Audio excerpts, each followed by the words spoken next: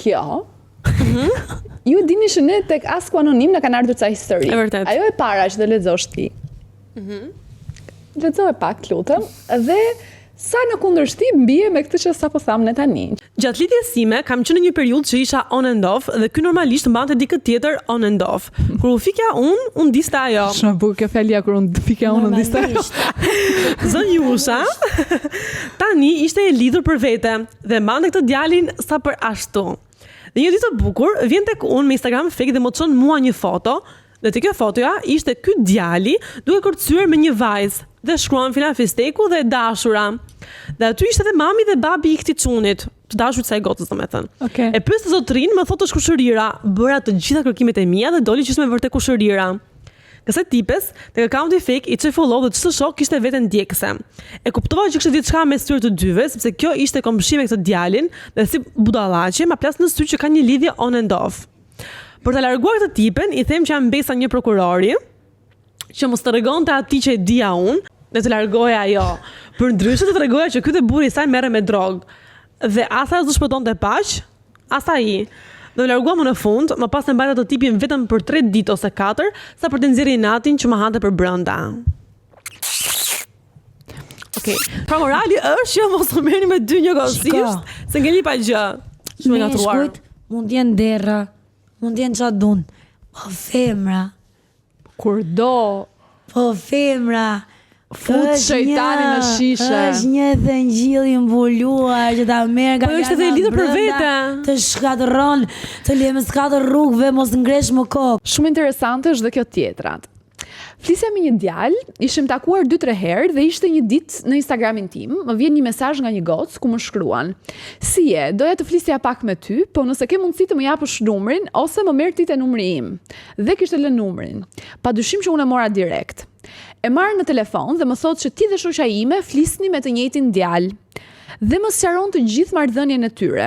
Ata kishin diku tek 6 muaj që flisnin, po me këtë gocë nuk e linin të shtëpisë të dilte shumë dhe nuk ishin takuar shumë shpesh. Por ishin gati për të lidhur dhe kishin kaluar dhe në intimitet. Unë një muaj kisha që flisja e shkreta, por nuk isha kuptuar gjë.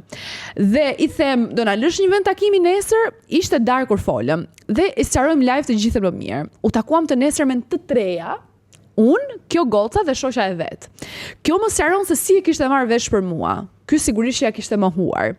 Dhe kështu kishin vendosur të më shkruanin mua për ta vërtetuar, pra të dyja shoqet me njëra tjetrën. Unë I dhash të gjitha bisedat, urdhroj, thash, lexoj. Tani kjo donte ta mbyllte muhabetin në moment, por jo, se mendjes time djallëzore I lindi një ide. I thash t'i shkruajmë të dyja për herë për ta takuar dhe ta shohim se si do reagoj ky çuni.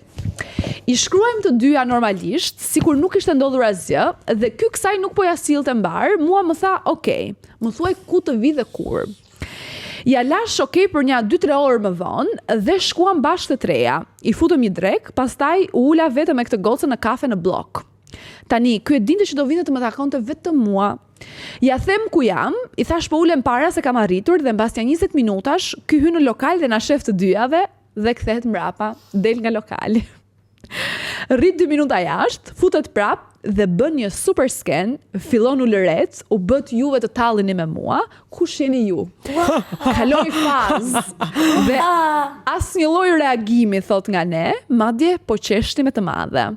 Dhe ai iku me bishtin ndërshal. Na bëri blok të dyjave dhe unë sot e kësaj dite jam shoqe shumë e mirë me këtë vajzën dhe takohemi çdo ditë gati dhe pse kanë kaluar 5 vite. Iku 3 këmbshi. Tani moj motor se ishte pak e gjatë, po ju e kuptuat thelbin. Nëse e rëndësishme është që të dyja kanë qenë të dyja me tru në kokë, shumë të zgjuara në një mendje, me këmbë në tokë me tru në kokë të dyja, sepse ai mund të manipuluar prapë njërin prej këtyre të dyjave dhe jo po. Po jo, se kjo është e bukur kur ti nuk shkon te mashkulli direkt, po takohesh me gocën, se mashkulli ta ndron. Kjo historia e parë, kishte folur me gocën një herë fillim, po. Driti gjë prapë. Unë do doja të kisha paguar lek të shija këtë shfaqje, se ajo thotë që ka kaluar dhe bëri sken shumë të madhe dhe ka filluar të bërtasin mes lokalit. Po sa budalla, si më manipuloni ju mua, tallni me mua. Gjaj ka hyrë. Ka bën një herë kështu. Ka dal. Ka hy prap.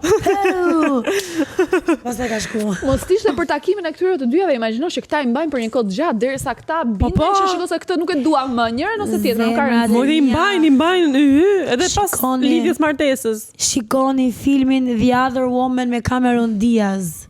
The Other Woman. Kaq.